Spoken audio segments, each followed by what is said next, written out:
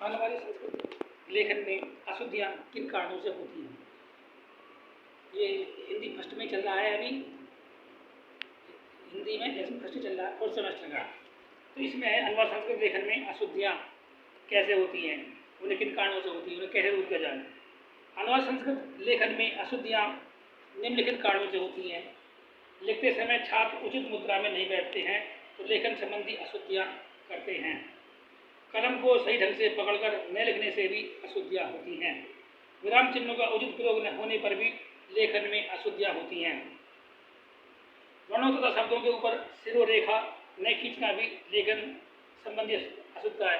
सिरोरेखा मतलब ऊपर जो हम रेखा खींचते हैं, ये वाली रेखा, इसको सिरोरेखा बोलते हैं। अक्षरों एवं शब्दों के आकार प्रकार का ज्ञान न होने पर भी लेखन में त्रुटि होती है। अक्षरों एवं शब्दों के मध्य के अंतराल का ज्ञान न होने पर लेखन में त्रुटि हो जाती है। अनुस्वार एवं अनुनासिक का ज्ञान न होने पर भी लेखन में अशुद्धता आ जाती है। धातुओं एवं संज्ञाओं आदि के रूपांतर का ज्ञान न होने पर भी लेखन में त्रुटि हो जाती है। लेखन अभ्यास में कमी भी अशुद्धता का कारण है। अक्षरों एवं मात्राओं के समुचित लेखन का ज्ञान न होना भी अशुद्धता का कारण है। संस्कृत भाषा के अशुद्ध उच्चारण के कारण भी लेखन में त्रुटियां हो जाती हैं। अब हम छोटे छोटे प्रश्नों के ऊपर बता रहे हैं, जिसे आप लघु प्रश्न कह सकते हैं, अति लघु प्रश्न कह सकते हैं। अति लघु का मतलब छोटा ही है। संस्कृत भाषा में स्वरों तथा व्यंजनों की संख्या कितनी है? संस्कृत भाषा में स्वरों तथा व्यंजनों की संख्या कितनी है? तो इसमें क्या करना, आपको स्वर की संख्या अलग बतानी है, व्यंजन की अलग बतानी है, फिर उनका योग बताना है। तो संस्कृत भाषा में स्वरों की संख्या 13 है तथा व्यंजनों की संख्या 33 है। तो स्वर कितने हो गए संस्कृत में?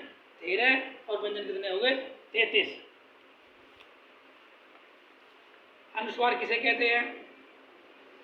अनुस्वार की ध्वनि नाक से निकलती है। स्वरों के ऊपर जो एक बिंदी जो लगी होती है उसे अनुस्वार कहा जाता है। जैसे अंग, रंग, भंग, दंग, जंग। अनुनासिक किसे कहते हैं? किसी अक्षर के ऊपर जो अर्धचंद्र लगाया जाता है उसे अनुनासिक कहते हैं। अनुनासिक स्वरों के उच्चारण में मुंह से अधिक तथा नाक से बहुत कम सांस निकलती है। जैसे आँख, माँ, गाँव आदि। अब प्रश्न उठता है कि हलंत किसे कहते हैं? हलंत किसे कहते हैं? हलंत का तात्पर्य वर्ण से है और हल का अर्थ है से लेकर लय के मध्य के वर्ण। हलंत का मतलब क्या है से लेकर लय के मध्य के वर्ण। जिस शब्द के अंत में स्वर रहित व्यंजन हो उसे हलंत शब्द कहते हैं। जैसे अकस्मात,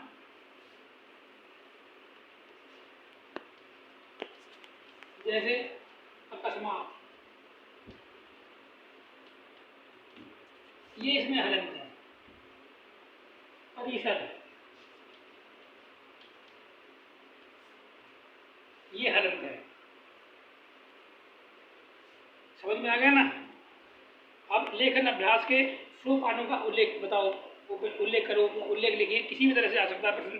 तो लेखन अभ्यास के 3 सोपान हैं। कौन कौन से? अनुलिपि नंबर 1, अनुलिपि नंबर 2, प्रतिलिपि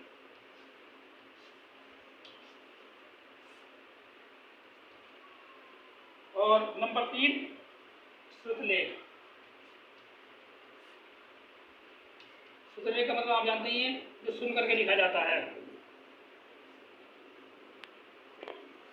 ठीक है, ये 3 लिपि हैं। तो अनुलिपि क्या होता है? अनुलिपि का अर्थ है किसी लिखावट के पीछे या बाद में लिखना। प्रतिलिपि का मतलब है लिखी हुई सामग्री को ज्यों का त्यों नकल उतारने की क्रिया। और श्रुतलेख का मतलब है, श्रुतलेख का अर्थ है सुनकर लिखना। 6 वर्ण किन वर्णों के? ये 6 है, किस किस के योग से बना है? 6 वर्ण जो है तो वो बना है के, जमक से, इनके योग से बना है। और जमक है, इनसे बना है।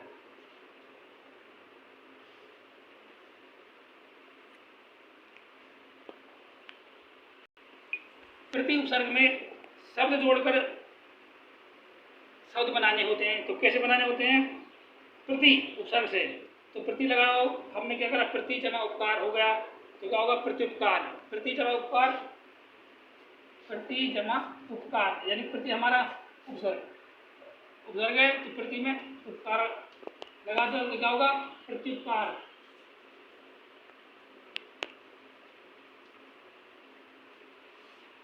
इस तरह से बन गया, क्या बनाए, प्रत्युपकार। और प्रति शब्द एक में और जोड़ दिया, वो हमने कर दिया एक, प्रति जमा एक, तो क्या होगा, ये प्रति एक। इस तरह से बनाने होते हैं। रचना के आधार पर वाक्य के कितने भेद हैं? रचना के आधार पर, तो रचना के आधार पर वाक्य के 3 भेद हैं, सरल वाक्य या साधारण वाक्य। नंबर 2 संयुक्त वाक्य और नंबर 3 मिश्रित वाक्य। ये 3 प्रकार के होते हैं रचना के वाक्य के भेद। अब बात आती है कि व्यंजन किसे कहते हैं। स्वरों की सहायता से उच्चारित वर्णों को व्यंजन कहते हैं और व्यंजनों का उच्चारण करते समय हमारी श्वास वायु मुंह के किसी भाग, तालु, ओष्ठ आदि से टकराकर या रुककर बाहर आती है।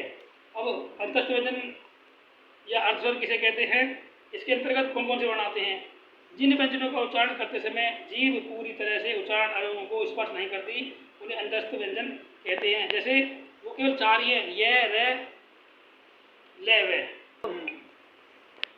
अब जो है ये अंतस्थ व्यंजन हो गया। अब उस व्यंजन कौन से होते हैं वो हम पहले ही बता चुके हैं, अक्षर से बताया था हमने कि उस व्यंजन जो होते हैं ये रले के बाद जो आते हैं वो उस व्यंजन होते हैं। जिन व्यंजनों को बोलते समय मुंह में हवा रगड़ खाकर उसमें गर्म होकर बाहर निकलती है उन्हें उस व्यंजन कहते हैं। और कौन कौन से? ये वाले होते हैं उसमें व्यंजन।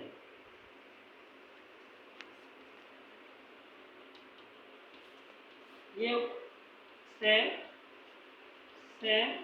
से ये है उसमें व्यंजन। आज के लिए इतना ही, और कल हम दूसरा चैप्टर शुरू करेंगे यानी कि मंडे में। आज के लिए इतना ही। घर पे रहिए, सुरक्षित रहिए, अपना ध्यान रखिए, पढ़ाई का भी ध्यान रखिए। धन्यवाद।